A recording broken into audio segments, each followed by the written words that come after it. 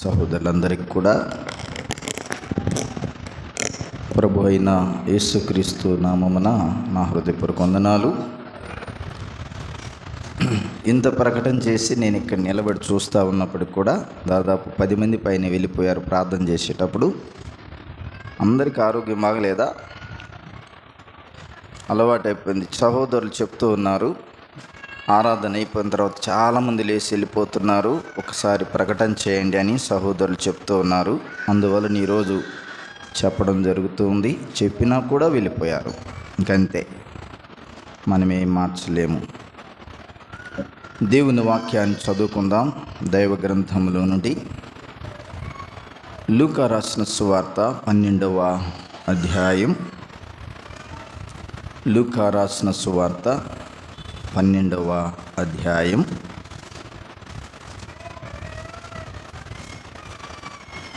మొదటి వాక్యం చదువుకుందాం. మొదటి వాక్యం. అంతలో ఒక యూనకుడు త్రొక్కుకున్నట్లు వేల కొలది జనులు కూడినప్పుడు ఆయన తన శిష్యులతో మొదట ఇట్లని చెప్పసాగెను. పరిసయ్యుల వేషధారణ అను పులిసిన పిండిని గూర్చి జాగ్రత్త పడుడి. చిన్న మాట ప్రార్థన చేసుకుందాం. ప్రేమ కలిగిన తండ్రి, చదవబడిన లేఖన భాగం అందరి కొరకు ఆశీర్వదించి పంచిపెట్టమని, నీ పక్షాన్ని నిలబడి నిష్ప్రయోజకు నీ దాసును ఆదుకుందరని యేసు ప్రభు నామమునే ప్రార్థించి వేడుకొనుచున్నాం తండ్రి, ఆమేన్. మంచిది. మనం చదువుకున్నటువంటి లూకా రాసిన సువార్త 12వ అధ్యాయంలో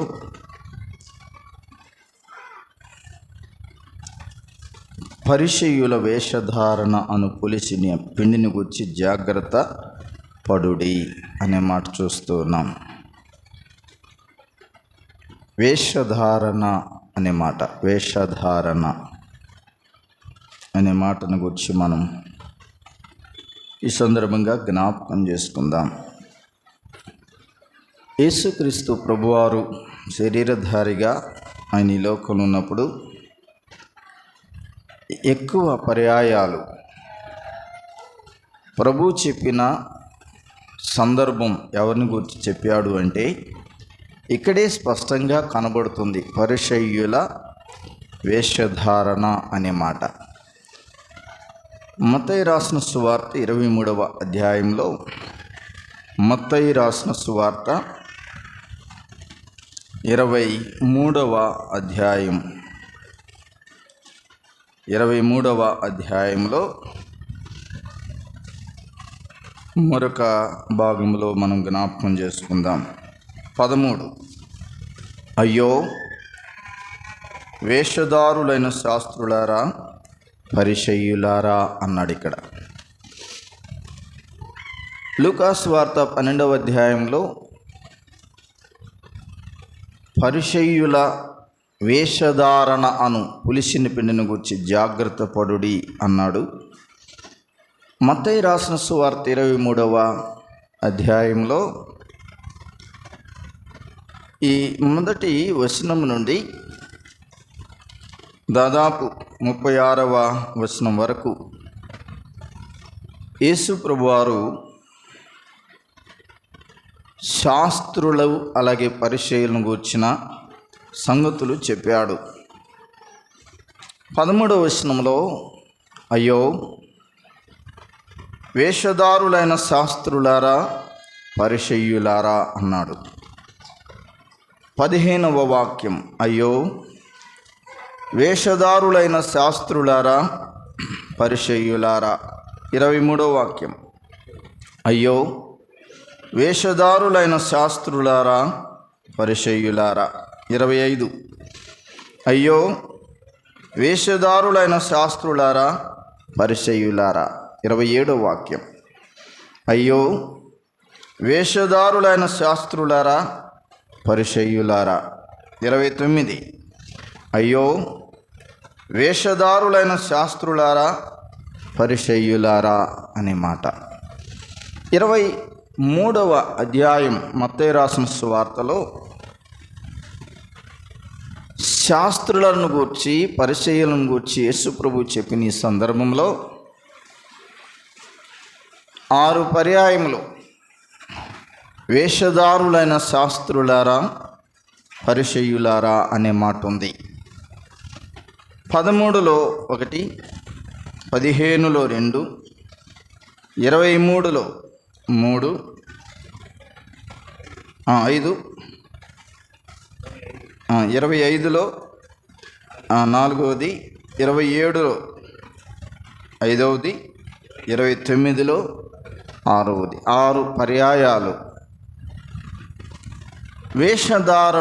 వేషధారులైన శాస్త్రులారా పరిచయులారా అనే మాట చూస్తూ ఉన్నాం. యేసు ప్రభువారు శరీరధారిగా ఉన్న ఆ దినాలలో ఎక్కువగా కనబడే అటువంటి వారు శాస్త్రులు పరిచయులు ఎక్కువగా కనబడతారు. యేసు ప్రభువారిని సహితం అనేక సందర్భాలలో తప్పుబట్టినటువంటి వారి లిస్టులో ఎక్కువగా వీరే కనబడతారు.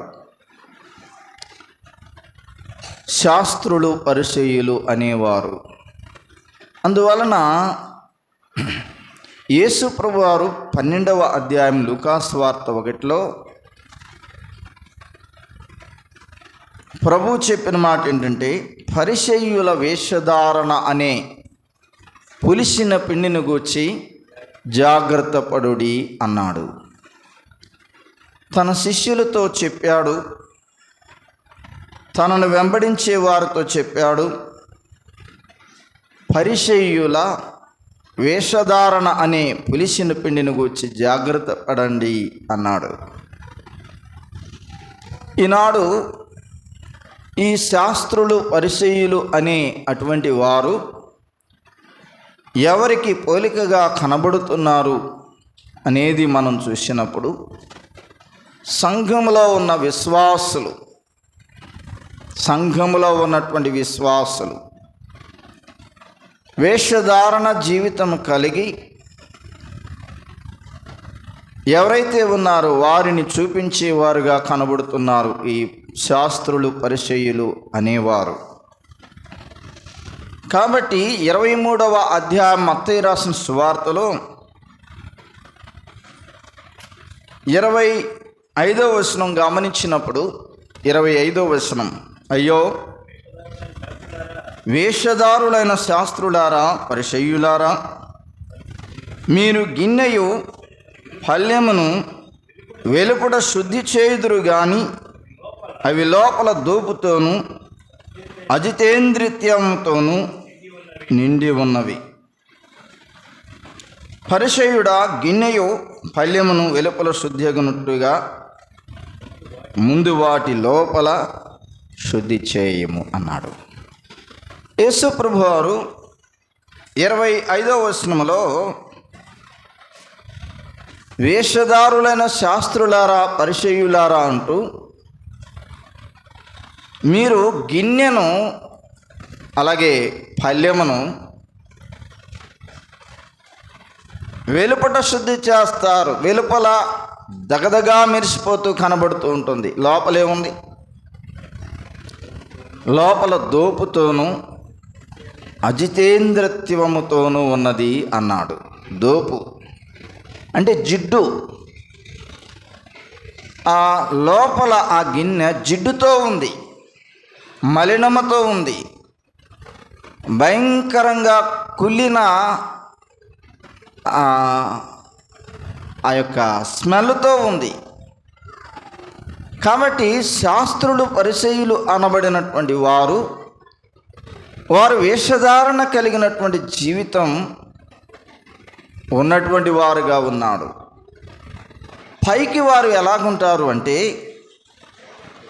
ఈ 23వ అధ్యాయంలోని 2వ వాక్యం మనం చదువుదాం. శాస్త్రులను పరిచయులను మోషే పీఠమందు కూర్చుండువారు. శాస్త్రులు పరిచయులు అనబడినటువంటి వీరు ఎక్కడ కూర్చుంటారట? మోషే పీఠమందు కూర్చుండువారు అనే మాట ఉంది. మోషే పీఠము అనగా పాత నిబంధన గ్రంథములో మోషే కాలంలో దేవుని ప్రజలైన ఇశ్రాయేలు ప్రజలు వారికి ఉన్నటువంటి సమస్యలు తీర్చబడడానికి, వివాదాలు లేక కుటుంబ సమస్యలు లేక ప్రక్కవారితో వ్యక్తిగత సమస్యలు ఏవైతే ఉన్నాయో ఆ సమస్యల నుండి వారు ఉపశమనం పొందడానికి, న్యాయం తీర్చబడడానికి మోషే దగ్గరకు వచ్చేవారు వారందరూ. మోషే ఒక పీఠం ఉంటుంది, ఐస్థానంలో ఎత్తైన స్థానంలో పీఠం ఉంటుంది. మోషే ఆ పీఠం మీద కూర్చుని ఉంటాడు. ప్రజలందరూ బారులు తీరి వారి వారి సమస్యలు మోషేకు చెప్పినప్పుడు వారందరి సమస్యలు తీర్చేవాడుగా మోషే ఉండేవాడు నిర్గమకాండంలో. అలాగే క్రొత్త నిబంధన గ్రంథంలో యేసుక్రీస్తు ప్రభువారు ఉన్నప్పుడు ఈ శాస్త్రులు పరిసయ్యులు అనబడినటువంటి వారు వీరు కూడా ఎక్కడ కూర్చుని వారంటే మోషే పీఠం మీద కూర్చునేవారు. లోపల వారు వేషధారణ, పైకి వచ్చేసరికి వారు ఇతరులకు న్యాయం చెప్పేవారుగా, ఇతరులకు న్యాయం తీర్చేవారుగా, ఇతరుల సమస్యలను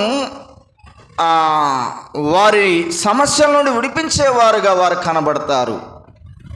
ఈ శాస్త్రులు పరిసయ్యులు అనబడినటువంటి వారు చాలామంది తమ వ్యక్తిగత విశ్వాస జీవితం శాస్త్రులు పరిసయ్యుల వలె ఉంటుంది. వారు ఇతరులకు న్యాయం చెప్పేవారుగా, ఇతరులను సమస్యల నుండి విడిపించేవారుగా కనబడతారు. మోషే పీఠం మీద కూర్చున్న శాస్త్రులు పరిసయ్యుల వలె. కాబట్టి మొదటిదిగా వారు కోరుకునే స్థానం ఏంటంటే ఎత్తైన స్థానాన్ని కోరుకుంటారు. వారు ఎప్పుడు ఎత్తైన స్థానంలో ఉండాలని కోరుకుంటారు ఈ శాస్త్రులు పరిసయ్యులు అనబడినటువంటి వారు. 3వ వచనం 23వ అధ్యాయం మత్తయి సువార్త 3. గనుక వారు మీతో చెప్పు వాటినన్నిటిని అనుసరించి గైకొనుడి, అయినను వారి క్రియల చొప్పున చేయకుడి. ఈ మాట గమనించండి, వారు చెప్పుదురే కానీ చేయరు. శాస్త్రులు పరిసయ్యులు అనబడినటువంటి వారు వేషధారణ జీవితం కలిగినటువంటి వారు, వారు చెప్పుదురే కానీ చేయరు. ఇతరులకు చెప్పడం చేస్తారే కానీ వారి యొక్క జీవితంలో వాటిని అనుసరించరు, చేయరు అనే మాట ఉంది. ఇది వేషధారణ జీవితం అనేది మనం చూస్తూ ఉన్నాం. మోషే పీఠం మీద కూర్చుంటారు వారు, అంటే హై స్థానంలో కూర్చోవడానికి ఇష్టపడతారు. రెండవది, వారు ఇతరులకు చెప్తారే కానీ వారు చేయరు అనేది మనం చూస్తూ ఉన్నాం. 4వ వచనం, మోయశక్యం కాని భారమైన బరువులు కట్టి మనుషుల భుజముల మీద వారు పెట్టుదురే కానీ తమ వ్రేలితోనైనను వాటిని కదిలింపనొల్లరు. ప్రజలకు భారమైన మోయశక్యం కాని భారమైన పనులు చెప్తారు, వారి మీద మోపుతారు, కానీ వారు మాత్రం వేలితోనైనా కదిలింపరు అనేది ఈ శాస్త్రులు పరిసయ్యులను గూర్చి మనం చూస్తూ ఉన్నాం. 6వ వచనములో గమనించినట్లయితే విందులలో అగ్రస్థానములు కోరతారు, సమాజ మందిరములో అగ్రపీఠములను కోరతారు, సంత వీధులలో వందనములను కోరతారు. ఎక్కడంట? సంత వీధులలో వందనాలు కోరతారు. అంటే వీరు చెప్పరు, కానీ వీరికి చెప్పాలి కనబడిన వారంతా వందనాలు అని. కాబట్టి శాస్త్రులు పరిసయ్యులు అనబడినటువంటి వీరు వారు కోరుకునే విధానాలు చాలా ఉన్నాయి, కానీ ఒక్కటి కూడా వారు అనుసరించేవారుగా కనబడరు. మనం ఎలాగున్నాం? శాస్త్రుల పరిచయుల వలె వేషధారణ జీవితం కలిగి మనము ఇతరులకు చెప్పేవారిగా ఉంటే ఏమీ ప్రయోజనం లేదు. మనము చేసేవారిగా ఉండాలి, చెప్పాలి. యేసు ప్రభువారు ప్రభు అయిన యేసుక్రీస్తును గూర్చినటువంటి ఒక మాట మనం జ్ఞాపకం చేసుకుందాం. అపోస్తులుల కార్యముల గ్రంథంలో యేసు ప్రభును గూర్చిన మాట మనం జ్ఞాపకము చేసుకుందాం. 2వ వాక్యం తరువాత 1వ అధ్యాయం 2వ వచనం. ఆయన పరమనకు చేర్చుకొనబడిన దినము వరకు ఆయన చేయుటకును బోధించుటకును ఆరంభించిన వాటినన్నిటిని గూర్చి నా మొదట గ్రంథమందు రచించితిని. అపోస్తుల కార్యముల గ్రంథములో ఈ గ్రంథకర్త యేసు ప్రభువును గూర్చి ఏమి వ్రాస్తున్నాడు అంటే, ప్రభుని యేసుక్రీస్తు వారు పరమనకు వెళ్ళే వరకు, అదే కదా అక్కడ ఉంది, ఆయన పరమనకు చేర్చుకొనబడిన దినము వరకు అంటే ఆయన జీవించిన 33.5 సంవత్సరాల జీవితంలో, ముఖ్యంగా 3.5 సంవత్సరాల జీవితం, సేవా జీవితంలో ఆయన ఏం చేశాడంటే, అక్కడ ఉన్నమాట, ఆయన చేయుటకును బోధించుటకును ఆరంభించాను. యేసు ప్రభువారు ఇతరులకు చెప్పేటప్పుడు ఆయన చేసి చెప్పేవాడు అనే మాట ఉంది. శాస్త్రులు పరిచయులు అలా కాదు. వారు ఇతరులకు చెప్తారే కానీ వారు చేయరు. ఇతరులకు మోయశక్యం కాని భారమైన బరులు వారి వీపు మీద పెడతారు కానీ, వారి భుజాల మీద పెడతారు కానీ, వీరు వేలితో కొంచెమైనా ఎత్తరు అని వారిని కూర్చుంది. యేసు ప్రభువారు అలా కాదు. ఆయన ఏది చెప్పాడో, ఏమి చేయమని చెప్పాడు, ఎలాగో ప్రవర్తించాలని చెప్పాడు, ఆయన ముందు ఆయన చేసేవాడు.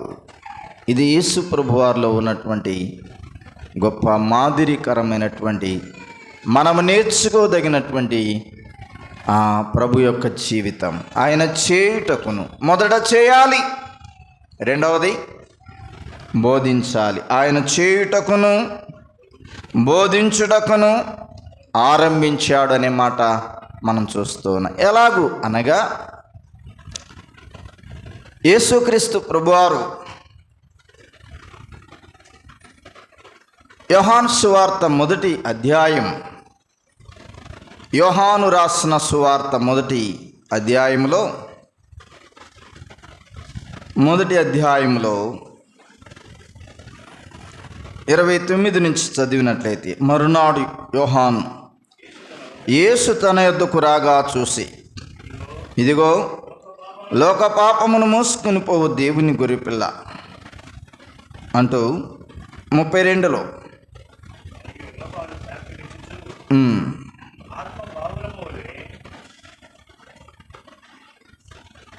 యేసు ప్రభువును గూర్చినటువంటి మాట ఇక్కడ మనం చూస్తున్నాం. స్పష్టంగా కనబడుతున్నటువంటి మాట ఎక్కడుందంటే, మత్తయి రాసిన సువార్త 3వ అధ్యాయం 13వ వచనం. ఆ సమయమున యోహాను చేత బాప్తిస్మము పొందుటకు యేసు గలిలయ నుండి యొర్దాను దగ్గరున్న అతని యొద్దకు వచ్చాను. అందుకు యోహాను, నేను నీ చేత బాప్తిస్మం పొందవలసిన వాడని ఉండగా నీవు నా యొద్దకు వచ్చుచున్నావా అని ఆయన నివారింపజూసిన గాని యేసు ఇప్పటికి కానిమ్ము, నీతి యావత్తు ఇలాగూ నెరవేర్చుట మనకు తగి ఉన్నదని అతనికి ఉత్తరం ఇచ్చాను.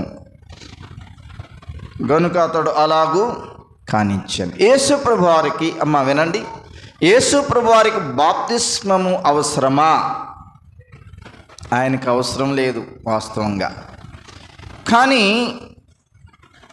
ప్రభువైన యేసుక్రీస్తు వారు గలిలయ ప్రాంతం నుండి యోర్దాను నదిలో బాప్తిస్మం ఇస్తున్నటువంటి యోహాను దగ్గరికి, బాప్తిస్మం ఇచ్చే యోహాను దగ్గరికి వచ్చాడు. వచ్చినప్పుడు యేసుప్రభువు వారిని చూశాడు యోహాను. నివారింపజూసినంటే నాకు కూడా బాప్తిస్మం అన్నాడు యేసుప్రభువు వారు యోహాను దగ్గరికి వచ్చి. కానీ ఇవ్వడానికి ఆయన నివారింపజూసను. నేను నీ చేత బాప్తిస్మం పొందవలసిన వాడనే ఉంటుండగా నేను నీకు బాప్తిస్మం ఇచ్చేదా అని నివారింపజూశాడు బాప్తిస్మం ఇచ్చే యోహాను. యేసుప్రభువు ఒక మాట అన్నాడు అక్కడ, ఇప్పటికి కానిము నీతి యావత్తు ఇలాగు నెరవేర్చడం మనకు తగి ఉన్నది అన్నాడు. అంటే నీవైనా నేనైనా, యోహాను నీవైనా నేనైనా, నీతి యావత్ అంటే ప్రపంచవ్యాప్తంగా ఉన్నటువంటి ప్రజలందరూ మనలను చూసి వారు నీతి నెరవేర్చుటకై ఇప్పటికి కానిమ్ము ఇది జరగాలి అన్నాడు. కనుక యేసుప్రభువు బాప్తిస్మం పొందాడు, అవసరం లేదు ఆయనకి. కానీ బాప్తిస్మం యొక్క అక్కర ఏమిటో ఆయన తీసుకొని చూపించాడు. చాలామంది బాప్తిస్మం తీసుకోకుండా మందిరానికి వస్తూనే ఉంటారు. బాప్తిస్మం యొక్క ప్రాముఖ్యత ఏమిటి, బాప్తిస్మం యొక్క విలువ ఏమిటో తెలియకుండా చాలామంది తీర్మానం చేసి ఇంకా దినాలు గడుపుతూనే ఉంటారు. కానీ ప్రభు బాప్తిస్మం తీసుకున్నాడు. బాప్తిస్మం తీసుకున్న తర్వాత ఆయన చేసిన రెండవ పని ఏమిటంటే ఆయన 40 దినములు అరణ్యానికి అపవాది చేత కొనిపోబడ్డాడు. 40 దినాలు అరణ్యంలో ఉన్నాడు. ఏం చేశాడు అరణ్యంలో? యేసుప్రభువు అరణ్యంలో ఏం చేశాడు? ప్రార్థన చేశాడు. శోధించబడ్డాడు ఆయన. అపవాది చేత శోధించబడి జయించబడ్డాడు. జయ జీవితం. కనుక ఇదంతా యేసు ప్రభు వారి యొక్క మాదిరి జీవితం.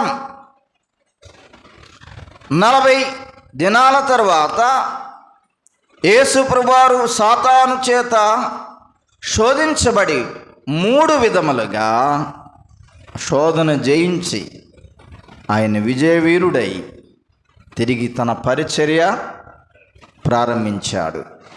అందువలన అపోస్తుల కార్యముల గ్రంథములో యేసు ప్రభువారు పరమనకు కొనిపోయేవాడు. పరమనకు వెళ్ళే దినము వరకు ఆయన చేసింది ఏంటంటే ఆయన చేయుటకును బోధించుటకును ఆరంభించాడు. అంటే చేసి బోధించేవాడు. ఇతరులకు చెప్పి ఆయన చేయకుండా ఉండేవాడు కాదు. శాస్త్రులు పరిసయ్యుల వలె, అయ్యో వేషధారులైన శాస్త్రులారా పరిసయ్యులారా అని ప్రభు అంటున్నాడు. ఈ శాస్త్రుల పరిసయ్యుల స్థానంలో మనం ఉన్నామేమో. మన యొక్క వేషధారణ జీవితం ఎలాగుంది? మత్తయి రాసిన సువార్త 15వ అధ్యాయం. వేషధారణ కలిగినటువంటి వారు ఏ స్థితిలో ఉంటారు అంటే మత్తయి రాసిన సువార్త 15:7 ఉంది, చూడండి. వేషధారులారా, ఈ ప్రజలు తమ పెదవులతో నన్ను గణపరచుదురు గాని వారి హృదయం నాకు దూరముగా ఉన్నది. వేషధారణ కలిగిన ఏ విశ్వాసి అయినా, సహోదరుడైనా సహోదరి అయినా పైకి మందిరానికి రావచ్చు, విశ్వాసిగా కనపడవచ్చు, ప్రార్థన చేయవచ్చు, మరొక పరిచర్య చేయవచ్చు. కానీ ప్రభువుకి ఏది దూరంగా ఉందట? హృదయము దూరంగా ఉంది. ఈ ప్రజలు తమ పెదవులతో నన్ను గణపరచుదురు గాని వారి హృదయం నాకు దూరంగా ఉంది. ఓ వేషధారి, నీ హృదయం ప్రభుకు దూరంగా ఉంది. నీ హృదయం ప్రభువుకు దగ్గరగా లేదు. నీ హృదయం దూరంగా ఉంది. రెండవ మాట అక్కడే, మనుషులు కల్పించిన పద్ధతులు దైవోపదేశములను బోధించుచు వారు నన్ను వ్యర్థముగా ఆరాధించుచున్నారు. రెండవది ఏంటంటే, వేషధారి జీవితంలో దేవుని ఆరాధించే విషయంలో వ్యర్థంగా ఆరాధిస్తున్నారు. నిజ ఆరాధన కాదు, వ్యర్థమైన ఆరాధన. వేషధారి జీవితం, హృదయం దేవునికి దూరంగా ఉంది.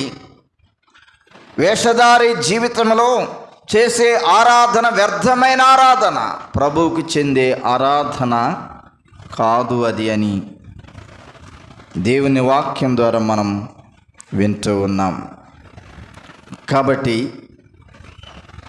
మత్తయి సువార్త 23వ అధ్యాయంలో ప్రభు తెలియచేసినటువంటి ఈ మాటలు మనం జ్ఞాపకం చేసుకుంటున్నప్పుడు చూడండి,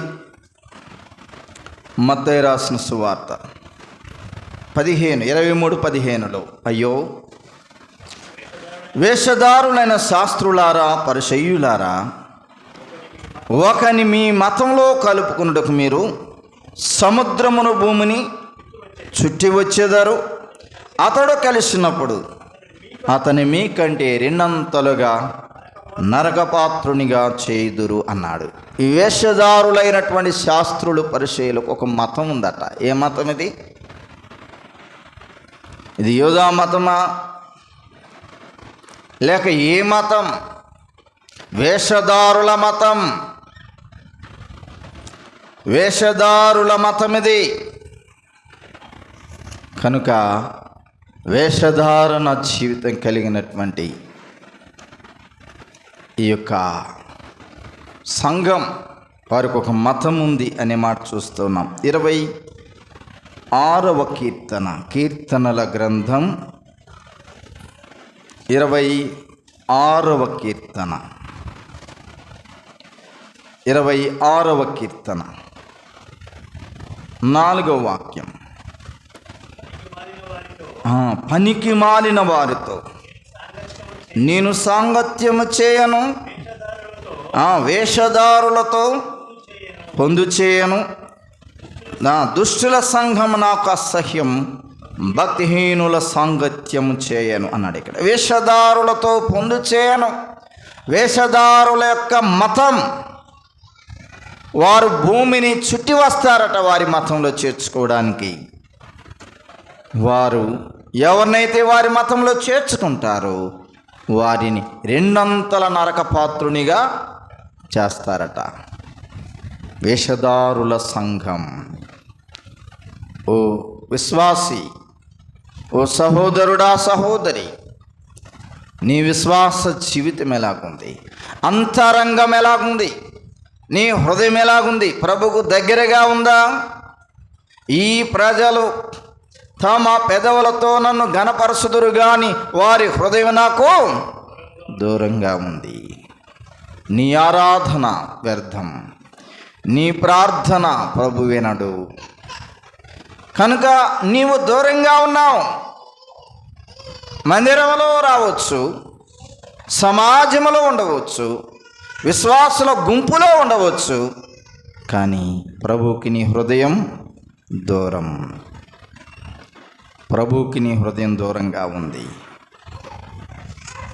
కాబట్టి ప్రేమైన సహోదరి సహోదరులారా, ఎలా ఉన్నాం? నేను ఇంక 2-3 మాటలు చెప్పి ముగిస్తాను, ఎక్కువసేపు చెప్పను.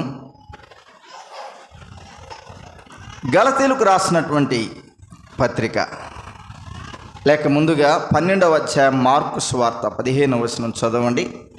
మార్కు రాసిన సువార్త, ప్రభు చెప్పిన మాట మనం జ్ఞాపకం చేసుకుందాం. 12వ అధ్యాయం 15వ వాక్యం.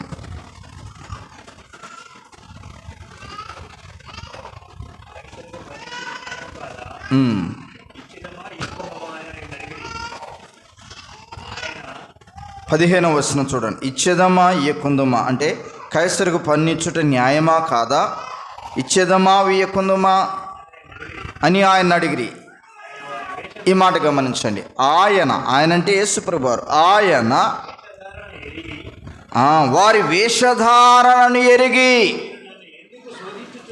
మీరు నన్ను ఎందుకు శోధించుచున్నారు అన్నాడు. యేసుప్రభు వారిని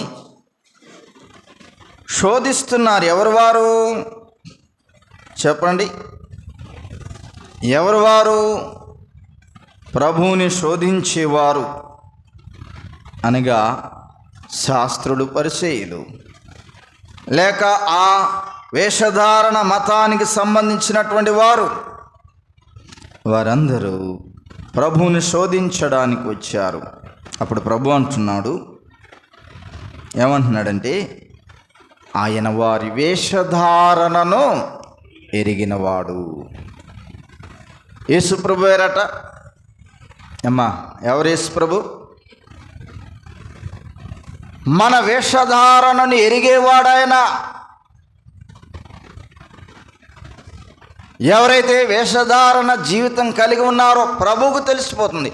ఆయన వారి వేషధారణను ఎరిగాడు. ప్రభువుకు తెలుసు. వేషధారణ జీవితాన్ని ప్రభు చూస్తున్నాడు. గలతీ పత్రిక 2వ అధ్యాయం 13వ వాక్యం. గలతీలకు రాసినటువంటి పత్రిక 2వ అధ్యాయం 13వ వాక్యం. తక్కిన యూదులు అతనితో కలిసి మాయావేషం వేసుకునిరి. కనుక బర్నబా కూడా వారి వేషధారణ చేత మోసపోయాను. నమ్మిన విశ్వాసులతో కలిసి కొంతమంది చేరారు. గలతీ పత్రికలో అన్యులందరితో కలిసి బోధనం చేయడానికి వెళ్ళినటువంటి విశ్వాసులు ఉన్నారు. అక్కడ కొందరు వేషధారణ జీవితం కలిగినటువంటి వారుగా ఉన్నారు. పైకి వారు విశ్వాసులాగా నమ్మిస్తున్నారు సేవకులను. దైవజనుడైన బర్నబా కూడా వారి వేషధారణ చేత ఏమయ్యాడట చెప్పండి? మోసగించబడ్డాడు కదా. ఉందా లేదా? బర్నబా కూడా వారి వేషధారణ చేత మోసపోయాను. అమ్మా, యేసు ప్రభు అయితే ఆయన వారి వేషధారణ ఎరిగాడు. మనమైతే వేషధారణ కలిగినటువంటి వారిని చూసి మోసపోవచ్చు, కానీ ప్రభు మాత్రం ఎరుగుతాడు. తెలుసు ఆయనకి ఎవరు వేషధారణ కలిగిన జీవితం ఉన్నారో వారిని ఎరిగినవాడు ప్రభు. ఆయనకు తెలుసు ఎలా ఉన్నాం. తిమోతికి రాసిన మొదటి పత్రిక 4వ అధ్యాయం. అపోస్తుడైనటువంటి పౌలు తిమోతికి రాసిన మొదటి పత్రిక 4వ అధ్యాయం 1వ వాక్యం. అయితే కడవరి దినములలో కొందరు అబద్ధికుల వేషధారణ వలన మోసపరుసు ఆత్మల యందును దయ్యముల బోధ యందును లక్ష్యముంచి విశ్వాస భ్రష్టుల గుదురని ఆత్మ తేటగా చెప్పుచున్నాడు. ఈ దినాలు కడవరి దినాలంటే ఏ దినాలు? ఈ దినాలే. కడవరి దినములలో కొందరు అబద్ధికుల వేషధారణ వల్ల మోసపరచబడతారు అన్నాడు. ఈనాడు టీవీల్లో ఆయా రీతులుగా బోధలు వస్తున్నాయి. అబద్ధికుల వేషధారణ వలన మోసపరస ఆత్మల యందు దయ్యముల బోధ యందు లక్ష్యముంచే ప్రజలు ఏది సత్యమో, ఏది ఆరోగ్యకరమైన బోధో, ఏది మంచి బోధో, ఏది చెడు బోధో వివేచన లేనటువంటి ప్రజలుగా కడవరి దినాల్లో చాలామంది వారి వేషధారణ వల్ల మోసపోతున్నారు. కాబట్టి ప్రియమైన విశ్వాసి, స్థానిక సంఘములో నీకు వినబడుతున్నటువంటి బోధ సత్యం, సర్వసత్యములో నడిపించబడే బోధ. కడవరి దినాల్లో కొందరు మోసపరిచే అబద్ధికుల వేషధారణ వల్ల కలిగే బోధలు వింటూ ఉన్నారు, మోసపరచబడుతున్నారు. బర్నబా కూడా వారి మోసంలో పడ్డట్లుగా. కాబట్టి ఎలాగున్నావు నీ విశ్వాస జీవితంలో? పేతురు మొదటి పత్రిక 2వ అధ్యాయం 2వ వాక్యం చదువుకుందాం. పేతురు పత్రిక 2వ అధ్యాయం మొదటి పత్రిక 2వ అధ్యాయం మొదటి నుంచి. ప్రభు దయాళుడని మీరు రుచి చూచి ఉన్నడలా సమస్తమైన దుష్టత్వమును, సమస్తమైన కపటమును, ఇక్కడ వచ్చింది వేషధారణను, అసూయను, సమస్త దూషణ మాటలను మానుకుంటారు. ఓ సహోదరి సహోదరుడా, వేషధారణ జీవితాన్ని మానుకోవాలంటున్నాడు ఇక్కడ. ఎలా మానుకుంటారు అంటే, ప్రభు దయాళుడని మీరు రుచి చూచి ఉన్న ఎడల సమస్తమైన దుష్టత్వం, సమస్తమైన కపటమును, వేషధారణను మానుకోవాలి. వేషధారణ జీవితం. ప్రభు సన్నిధిలో ఆయన మన వేషధారణను ఎరిగి ఉన్నాడు. ఇప్పుడు దాన్ని మానుకోమంటున్నాడు పేతురు. ప్రభు దయాళుడని మీరు రుచి చూచి ఉన్నడల సమస్తమైన దుష్టత్వమును, సమస్తమైన కపటమును, వేషధారణను, అసూయను, సమస్త దూషణ మాటలను వేషధారణను మానుకో. వేషధారణ జీవితాన్ని తీసేసుకో. వేషధారణ. కాబట్టి యోబు గ్రంథం 31వ అధ్యాయం, యోబు గ్రంథం 31వ అధ్యాయంలో మరొక మాట జ్ఞాపకం చేసుకుని ముగించుకుందాం. నేను నా కన్నులతో 31వ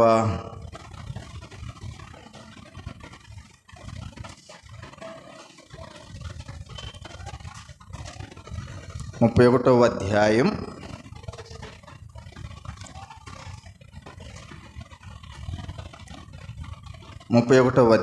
24 నుంచి. యోబు గ్రంథం 31:24 నుంచి.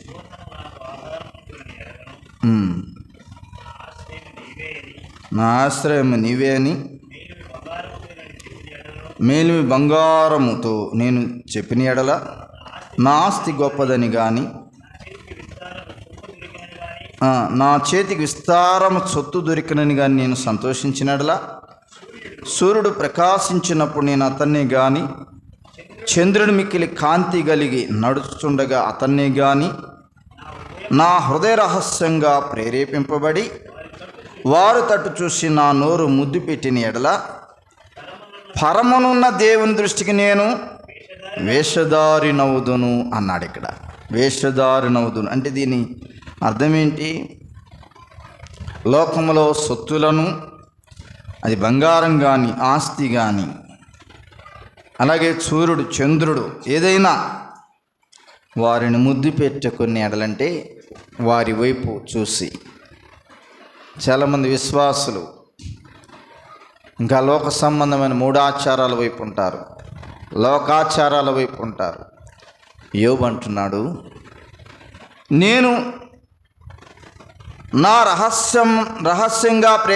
హృదయం రహస్యంగా ప్రేరేపింపబడి వారి తట్టు చూసి నా నోరు ముద్దు పెట్టిన ఎడల, పరమనున్న దేవుని దృష్టికి నేను వేషధారిని అవుదును.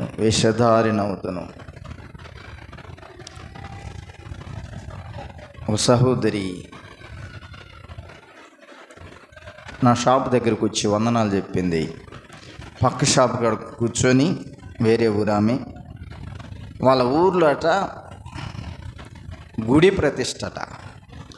గుడి ప్రతిష్ట గురించి వాళ్ళతో చెప్తా ఉందామె. ఇన్ని ఆటలు, ఇన్ని భజన కార్యక్రమాలు, భోజనానికి ఇది ఇన్ని లక్షలు వసూలు చేశారని చెబుతుంది ఆమె. నా దగ్గరికి వచ్చేమో వందనాలు చెప్పింది. ఓహో, ఈమె ప్రార్థనకి వెళ్ళిద్ది కావాలనుకున్నాను నేను. అంటే ఫ్యాన్ రిపేర్ చేయించుకోవడానికి వచ్చారు. కానీ అక్కడికి వెళ్ళి ఆ పక్క షాప్కి వెళ్ళి వాళ్ళు హిందువులు, వాళ్ళతో కలిసి మరలా గుడి ప్రతిష్ఠ గురించి, అక్కడ ఏమేమి జరుగుతాయి మొత్తం వాటి గురించి చెప్తా ఉంది. ఎందుకు అవసరమా అంటే వారి ధ్యానం ప్రభు సన్నిధికి వస్తున్నప్పుడు కూడా లోక సంబంధమైన వాటి వైపు ఉన్నది. యోబు అంటున్నాడు, మేలిమి బంగారం కావచ్చు, విలువైన సొత్తు కావచ్చు, గొప్ప ఆస్తి ఏదైనా కావచ్చు, సూర్యుడైనా చంద్రుడైనా నేను వారి తట్టు చూసి లేక వాటి వైపు చూసి నేను నా నోటితో ముద్దు పెట్టుకునేలా, వాటి వైపు చూసినేలా పరమానందున్న దేవుని దృష్టికి నేను వేషధారిని. ఇదొక వేషధారణ అన్నమాట. నా విశ్వాస జీవితంలో మనం ఎలాగున్నాం? లోకంలో అవసరం లేని ప్రతిదాన్ని మనం ఎదిగి తెచ్చుకొని మోసపోతున్నాం, మోసగించబడుతున్నాం. దేవుని దృష్టికి చేయరాని నేరానికి మనం వెళ్ళిపోతున్నాం. గలతీలకు రాసినటువంటి పత్రిక, గలతీలకు రాసినటువంటి పత్రిక 6వ అధ్యాయం 7వ వాక్యం. మోసపోకుడి, దేవుడు వెక్కిరింపబడడు. మనుషుడు ఏమి విత్తును ఆ పంటనే కోయును. ఎలాగనగా తన శరీరేచ్ఛలను బట్టి విత్తువాడు తన శరీరం నుండి క్షయమగు పంట కోయును, ఆత్మను బట్టి విత్తువాడు ఆత్మ నుండి నిత్యజీవన పంట కోయును. ఇక్కడ మోసపోకుడి, దేవుడు వెక్కిరింపబడడు. మనుషుడు ఏమి విత్తును ఆ పంటనే కోస్తాడు. వేషధారి,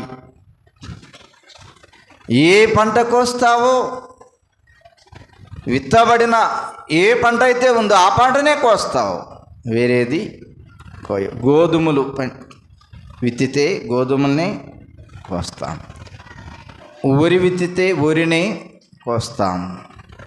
ఏ పంట విత్తుతామో అదే పంటను కోస్తాం. కాబట్టి మన ఆధ్యాత్మిక జీవితంలో మన యొక్క అంతరంగ జీవితం ప్రభువుకి దగ్గరగా ఉండాలి. వేషధారణతో కూడినటువంటి జీవితం దేవుని దృష్టికి వ్యతిరేకం. మత్తయి సువార్తలో ఆ మాట చదివి ముగింపు ప్రార్థన చేస్తాను. 23వ అధ్యాయం 23వ అధ్యాయం